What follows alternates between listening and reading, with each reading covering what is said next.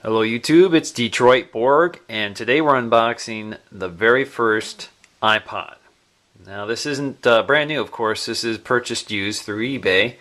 I've already cracked it open just to make sure everything is in good order, so let's go ahead and bring everything out. So we got an aftermarket FireWire cable. The original headphone's still sealed. We've got the original headphone covers, which they don't do anymore. We have a FireWire wall wart, so you can charge your iPod through FireWire. And this is the iPod.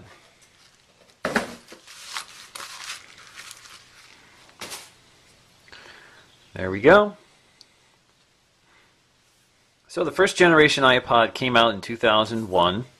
It had a FireWire port. This is before the 30-pin dock was around. It also had a physical scroll wheel instead of a touch-sensitive scroll wheel. It's very sensitive. You can just lightly tap it and it moves. It's kind of hard to illustrate here, but it's very smooth. We have the click center button, the menu button, the play pause button, skip forward, skip reverse. On the top we have the FireWire port, which is uncovered. The second generation would have a flap over it. We have a headphone port with this ring around it. This allowed for remotes to be connected to it. This is the hold switch. Of course it's on right now for shipping. And it is a backlit monochrome screen. All it did, of course, was music.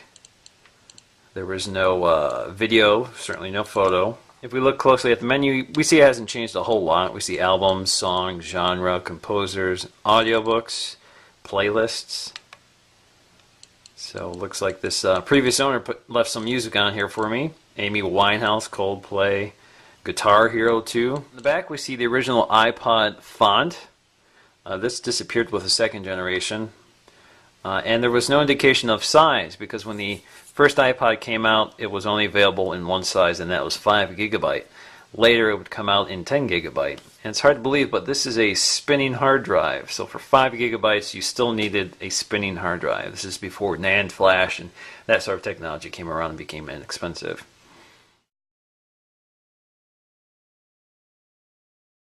This was an eBay buy, so it's, not entirely complete.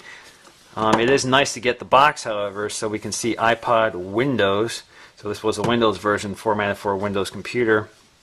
We can see the serial number and the model number, etc.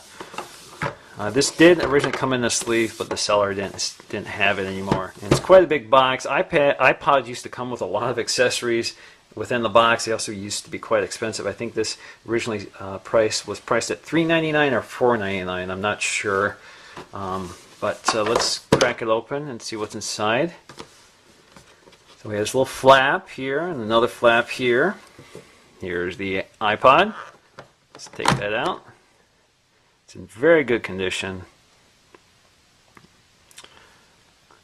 And of course it's quite thick. And this was only 10 GB. And this came out in 2002. Compared to the first gen, this has a touch-sensitive scroll wheel instead of an actual physical moving scroll wheel. It still has the buttons around the side. Has a backlight monochrome screen. Still had that stainless steel shiny back, which was very scratch prone.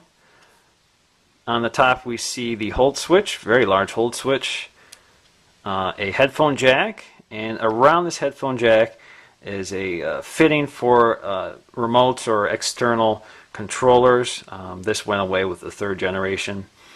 Here we have a little door that hides the FireWire jack. This is before the 30-pin dock showed up, so you used to use a cable, a FireWire cable, to both charge and sync your iPod to computer.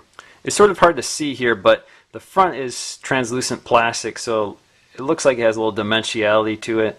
There's a white piece that's underneath a clear lucite plastic front, so it gives some depth to it. Kind of a neat design. Let's take a look at what else the seller included in this box.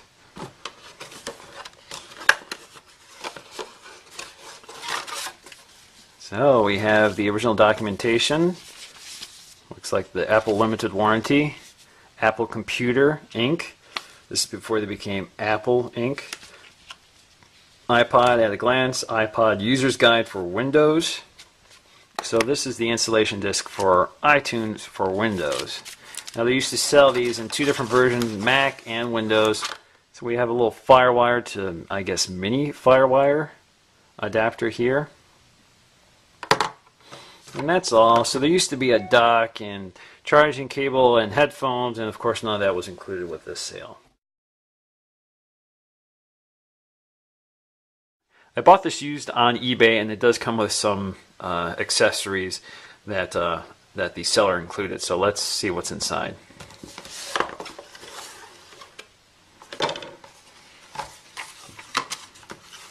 So we can see here that they used the Griffin PowerPod box to ship the iPod in. So we have the Griffin, looks like it's a FireWire car adapter. So they included these aftermarket earbuds. Okay, let's get it out of this foam packing. And as we can see, the seller included a nice little silicone sleeve for the iPod. And man, it is in excellent condition. Let's take it out to take a look.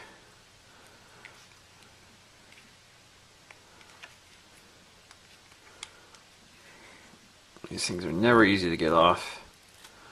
Wow, that is great. So it's in very good condition. If you look at the side, I see no dents, just a slight amount of scratching, which is nearly impossible to avoid. On the bottom we see the dock connector. On the top we see the hold switch, the headphone jack, which was in the middle of the iPod at the time. And then we have this auxiliary input jack, which allowed you to attach accessories and remote controls. What's interesting about the 3rd gen iPod is that all the controls on the front were touch sensitive. There was no buttons or clicking going on at the time. So let's see if there's any charge on this. I can hear the hard drive spinning up.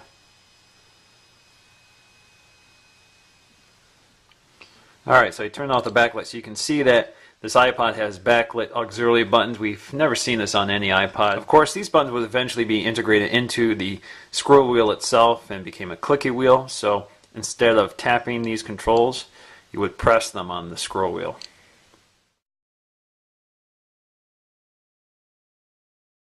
Alright, here we're going to unbox a 4th generation iPod Photo.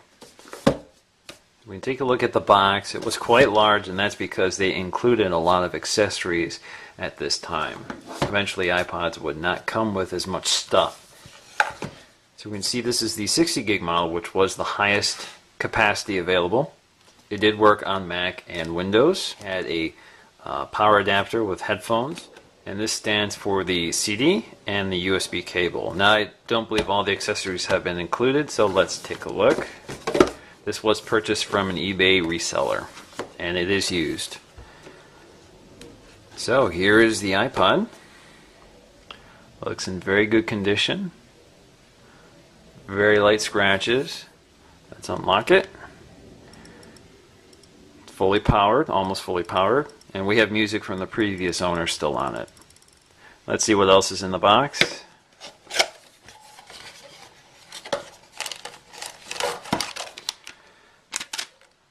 Okay, so we have a dock adapter. Originally this shipped with a dock. See this guidebook for the iPod Photo dock, which I don't have. And here you can see that these covers were interchangeable. So this was for the 30 gig model, and the 60 gig model and the dock itself must have stayed with the original owner. Let's see what's in this side. Okay, we see the instruction booklet. Looks like the software license, 1-year limited warranty, Apple stickers, and the iTunes CD.